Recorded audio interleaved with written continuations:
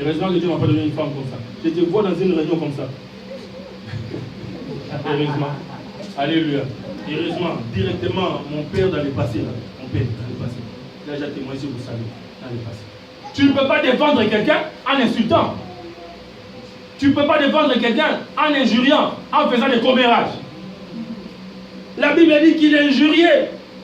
Et il disait, si tu es le Fils de Dieu, c'est-à-dire qu'il est en train de mettre en doute sa divinité.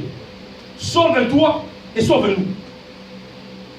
Vous voyez, quand vous commencez à discuter avec des gens comme ça vous avez discuté avec les païens, ils vont commencer en public. Hein. Tu es pasteur, non? Bon, dis-moi.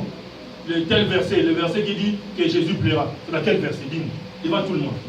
Et comme les gens comme moi, j'ai toujours été sincère, je n'ai pas la Bible, toute la Bible dans la tête. Et je n'ai pas besoin de l'avoir jusque-là. Alléluia.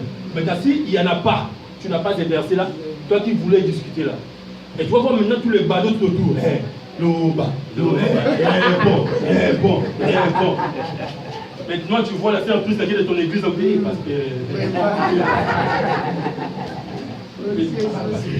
Parce que à cause de son mal. Parce que. Alléluia. En voulant multiplier les paroles, en voulant multiplier les mots, les défenses par rapport aux mots, en voulant te justifier, tu auras une question que tu ne pourras pas répondre, que même le GT Junior connaît. Avec un petit Némi, doit venir. C'est Jean chapitre 11. L'objectif du diable, même quand tu l'avais, même quand tu avais la connaissance, parce que le diable a pour objet de pouvoir nous humilier, il trouvera une occasion de pouvoir t'humilier. Voilà pourquoi fais attention de ce qui va sortir de ta bouche. Alléluia. Je ne suis pas en train de défendre les mutismes. Ne soyez pas dans les mutismes, mais parlez quand il faut parler.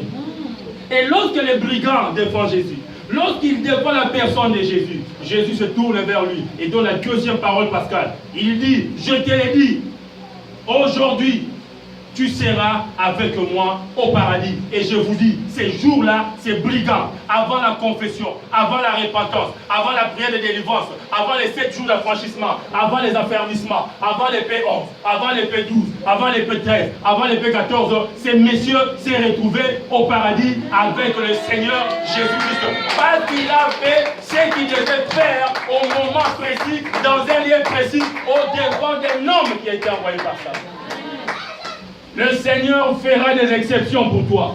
Quand tu apprendras à fermer ta bouche, le Seigneur fera des exceptions pendant cette période pascale. Quand tu apprendras à les laisser parler à ta place. Les gens t'accuseront, les gens te condamneront, les gens diront des histoires sur toi. Seigneur, parle à ma place. Seigneur, déclare à ma place. Seigneur, qu'est-ce que tu as pour moi? Alléluia.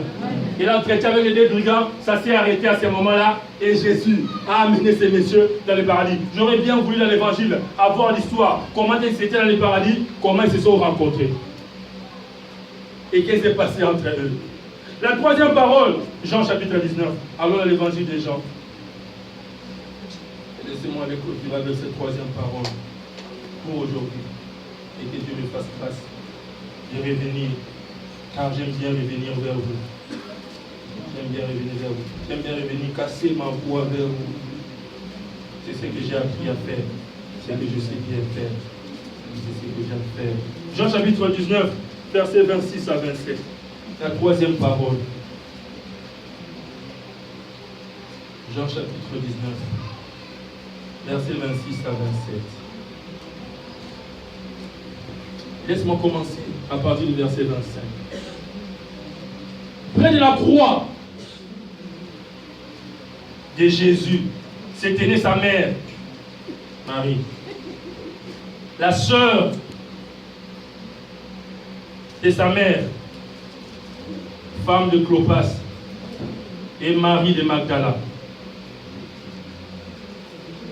Jésus, voyant sa mère auprès d'elle, les disciples qu'il aimait, dit à sa mère, femme, voici ton fils. Puis il dit aux disciples, voilà ta mère. Et dès ce moment, les disciples l'ont pris chez lui, parole du Seigneur. Les disciples l'ont pris chez lui, parole du Seigneur. troisième parole, le Seigneur, voyant les gens qui étaient au bas de la croix, il regarde la maman, dit femme, voici ton enfant. Il regarde l'enfant, il dit fils, voici ta mère. En voulant répartir dans sa gloire, le Seigneur voulait laisser sur terre une famille unie. Des mamans qui ont des enfants qui ont des mamans. Et les papas, vous n'êtes pas cités, vous savez que les papas, nous sommes les enfants des mamans. Vous le savez. Donnez-moi un bon amen, test. Amen. Voilà. Si dans votre coutume, on ne vous a pas dit ça, je vous dis. En tout cas, moi, je suis le fils de ma femme. Alléluia. On ne parlait pas de Joseph. Il n'était pas sous la croix. Et je peux m'imaginer que cet homme était déjà mort à ce moment-là. Parce que ça fait très longtemps les évangiles où on ne parle plus de lui.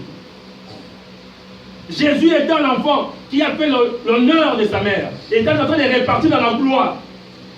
Il fallait laisser la maman dans les bonnes mains, en sécurité. Mais il peut le reléguer à quelqu'un qui a tous les critères, toutes les capacités et les habilités. Et un des critères, c'est cette personne qui sont ici. Qui les suit? Jésus avait des frères biologiques, hein? Vous le savez. Vous vous rappelez? Il parlait dans la maison avec ses disciples, on dit que ta mère et tes frères sont dehors.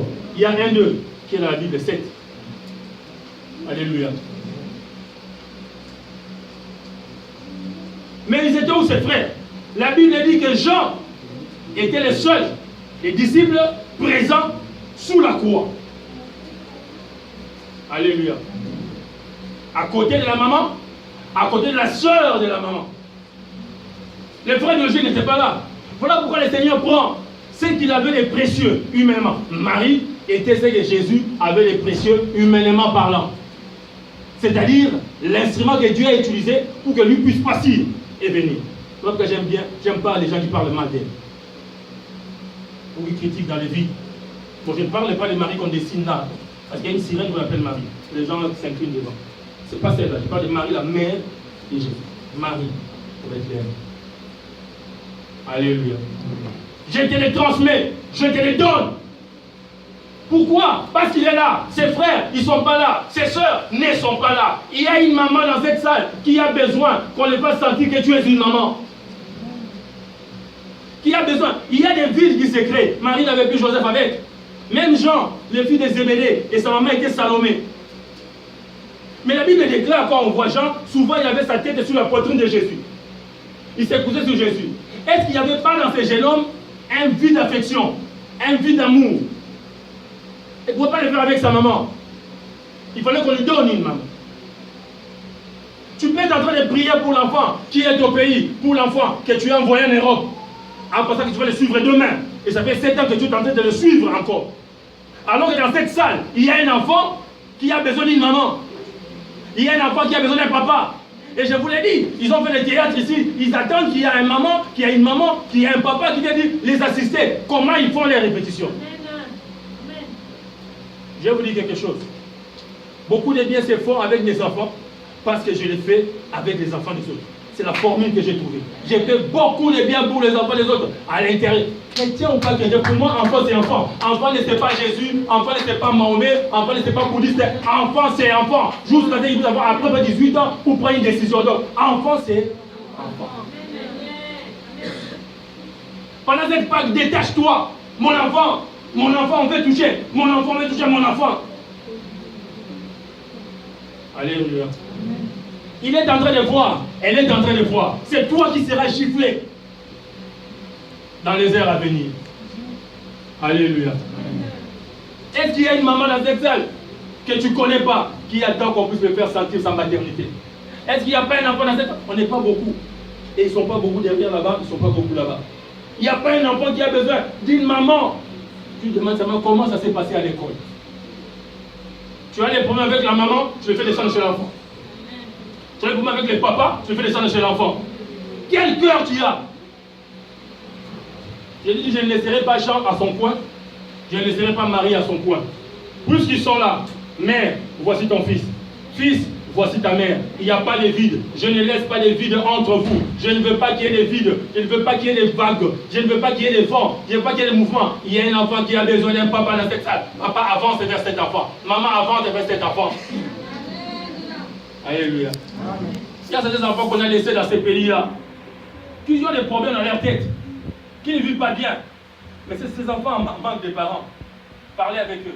Je n'ai pas dit donner leur l'argent. J'ai dit parle avec eux. Je demande-leur comment ça va. Comment va ton père? Il y a des enfants qui ont des têtes visibles qui ont sauté. Il y a par exemple l'enfant en Afrique, il est en train de manger les frites quelque part. Tu prends la colère que tu as avec l'enfant, tu le déverses chez l'enfant. Avec le papa, tu le déverses chez l'enfant. Non. Jésus n'a pas voulu laisser ces vides-là. Les relations qu'il a eues avec les gens, il savait que ces relations-là devaient continuer. Et pour continuer, il fallait qu'on lui donne une maman. J'aime bien quand je suis le témoin de notre frère Gédéon, quand il dit ici, c'est qu'il a vécu avec sa mère et qu'il voulait compléter. C'est un témoignage qui a fait pleurer tout le monde.